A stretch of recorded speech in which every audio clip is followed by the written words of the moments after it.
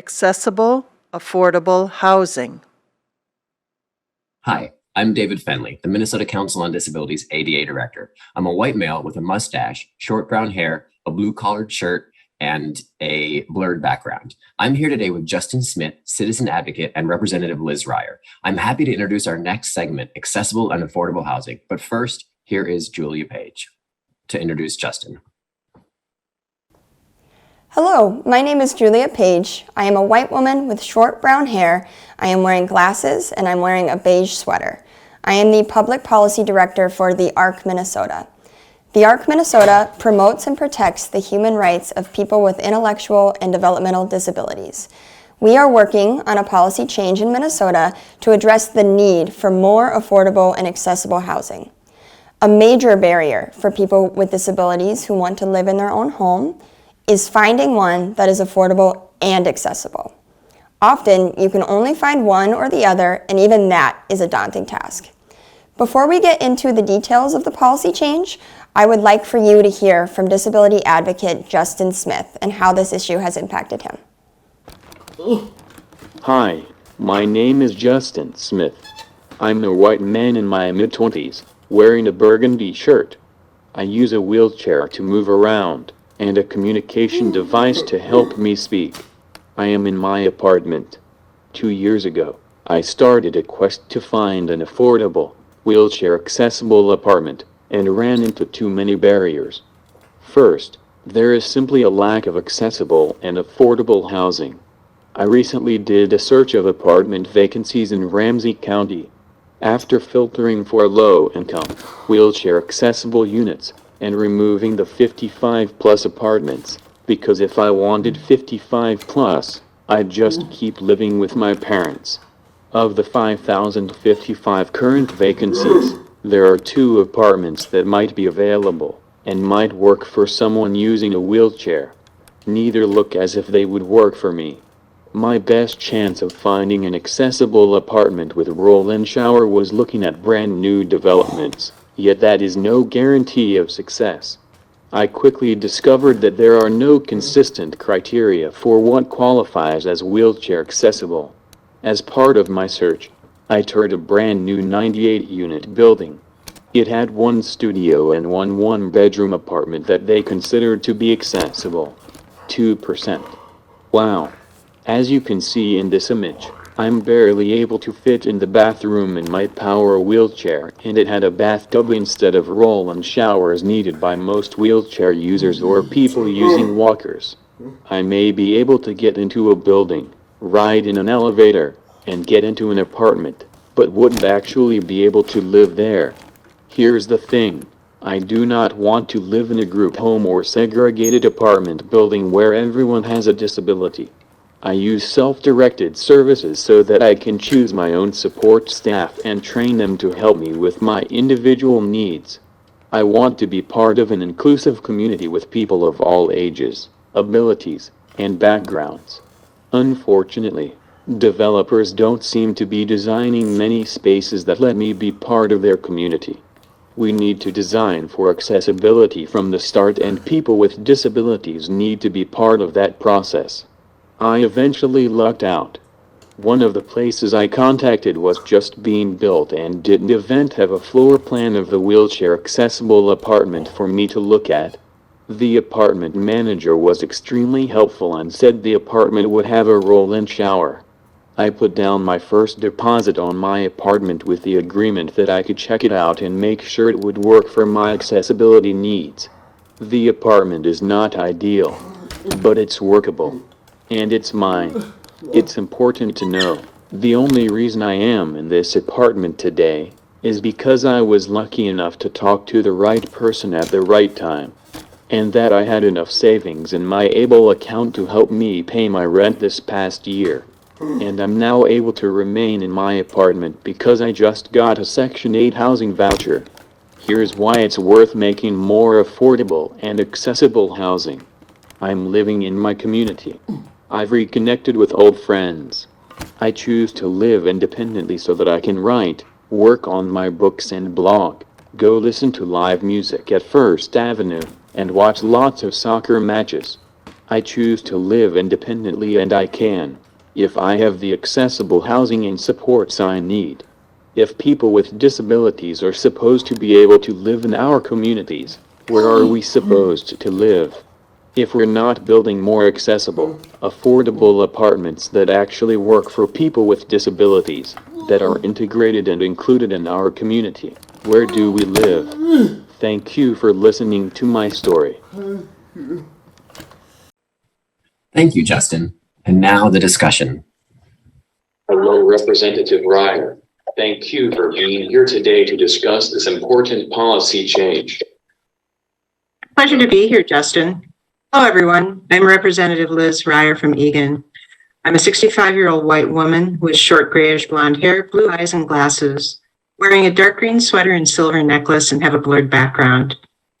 Housing that's accessible and affordable is a key priority of mine, so I'm proud to be an author for such an important and necessary policy change for Minnesota.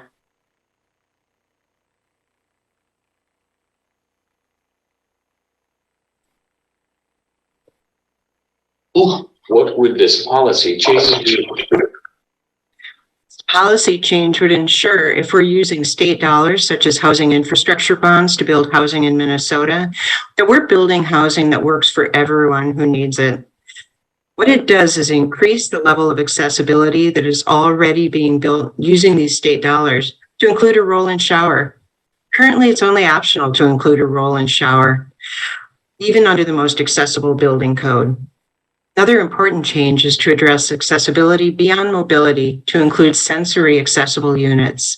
This policy change would also ensure that sensory accessible units are included in projects funded by housing infrastructure bonds.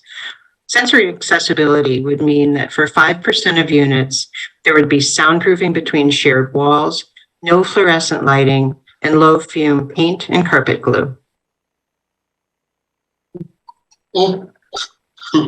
Can you tell me more about how this policy change came to your attention? Yes, I had heard from my constituents and members of the disability community that accessible and affordable housing was a major problem in Minnesota. The ARC Minnesota came to me to author this policy change last year. This policy change was inspired by the work of disability advocate Judy Moe, who also happens to be a council member of the Minnesota Council on Disability. Judy and her daughter Raven, who uses a wheelchair, struggled to find accessible housing, which led them to be homeless for a short period of time. Judy advocated for a change in the city of Richfield to ensure that not only are accessible units being built, but they're actually accessible to those who need them, specifically the need for a roll-in shower.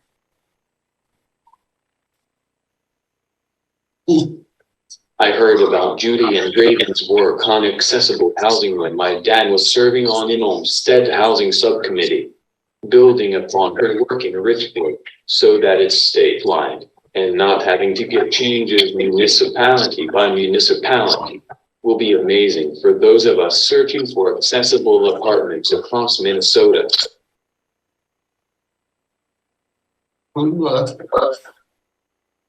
What else do you think needs to be done to make sure people with disabilities have affordable, accessible housing?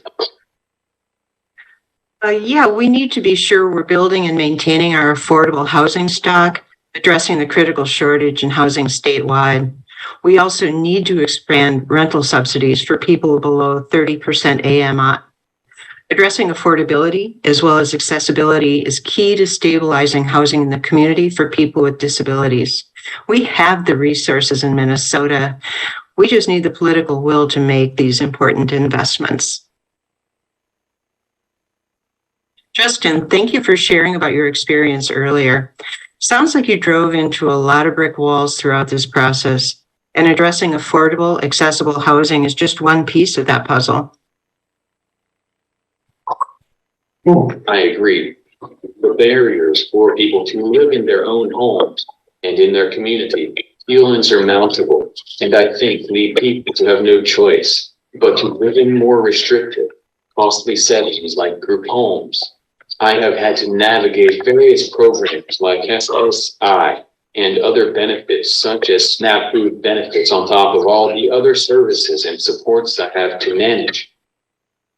Right now, the biggest issues endangering my ability to live independently are finding staff and having a consumer-directed budget that pays for the amount of staffing that I need. It's hard to compete for direct support staff when paying people under $20 an hour with virtually no benefits.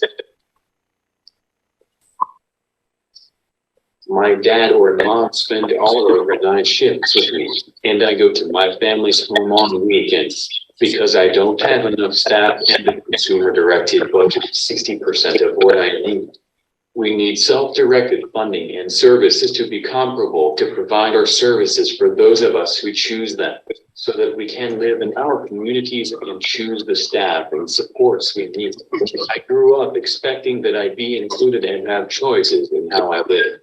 We need the state to ensure that people with disability have the same opportunities and access to living in their own homes as any other setting. The brick walls I kept driving into and barriers I continue to face are wrong. They do not match up with the goals of our state to build an inclusive Minnesota where I have a seat at the table. Trust me, you just need to create the space. I'll bring my own chair. I would love to have you there at the table. Thank you for sharing that, Justin. Is there anything else you'd like to share today? Here's the thing. I am an exception. I am lucky enough to have parents who could guarantee my rent so that I could move into the first and only apartment I found that was wheelchair accessible. I had savings in an Enable account to help me pay rent for almost a year until I got my Section 8 housing voucher. Most people won't have these resources, and I'm scared that they just fall through the cracks and have no real, meaningful choices in finding affordable and accessible homes like I did.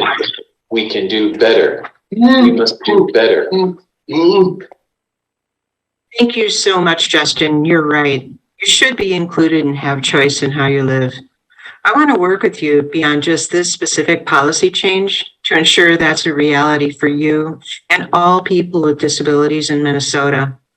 Thank you for the advocacy you're doing. I hope my colleagues here will join me in this effort. Thanks, Representative Reyer. Hey, thank you. Thank you, Justin, for being a disability advocate. And thank you, Representative Reyer, for being part of this conversation.